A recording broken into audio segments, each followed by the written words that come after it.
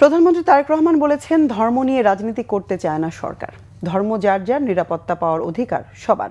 প্রতিটি নাগরিক যার যার ধর্মীয় রীতিনীতি ও অধিকার বিনা দ্বিধায় স্বাধীনভাবে অনুসরণ চর্চা করতে পারে এমন একটি রাষ্ট্র ও সমাজ বিনির্মাণই সরকারের অঙ্গীকার, যেখানে দল, মত, ধর্ম, বর্ণ নির্বিশেষে প্রতিটি মানুষ যাতে শান্তি এবং নিরাপত্তার সঙ্গে বসবাস করতে পারে। বৌদ্ধ পূর্ণিমা উপলক্ষে বৌদ্ধ ধর্মাবলম্বীদের সাথে শুভেচ্ছা বিনিময়ের সময় এসব কথা বলেন প্রধানমন্ত্রী। জাহাঙ্গীর আকন্দের প্রতিবেদনে বিস্তারিত।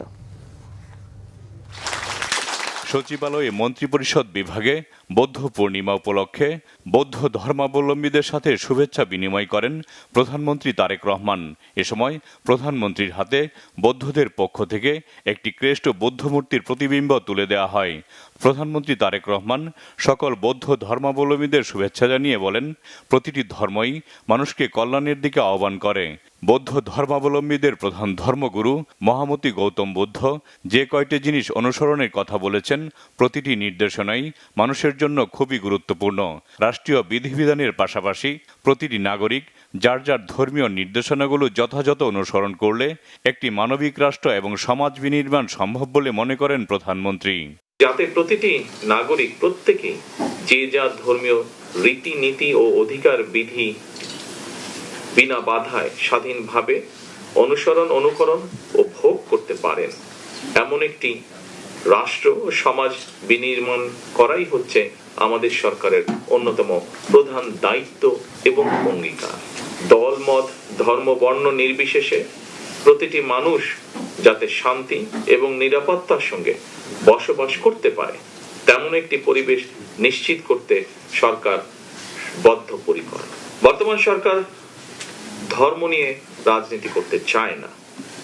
ধর্মকে রাজনৈতিক স্বার্থে আমরা ব্যবহার করতে চাই না। অতীতেও আমরা তা করিনি।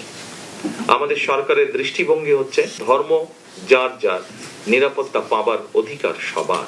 তারেক রহমান বলেন, ধর্ম বর্ণ নির্বিশেষে বিশ্বাসী অবিশ্বাসী প্রতিটি মানুষের জন্যই একটি নিরাপদ বাংলাদেশ বিনির্মাণের আকাঙ্ক্ষা নিয়েই মুক্তিযোদ্ধারা বাংলাদেশের স্বাধীনতা অর্জন করেছিলেন। ধর্ম বর্ণ নির্বিশেষে বাঙালি অবাঙালি, বিশ্বাসী অবিশ্বাসী সবাই সকল ক্ষেত্রে সমানভাবে ভোগ করবে, অধিকার ভোগ করবে, এটাই বর্তমান সরকারের নীতি।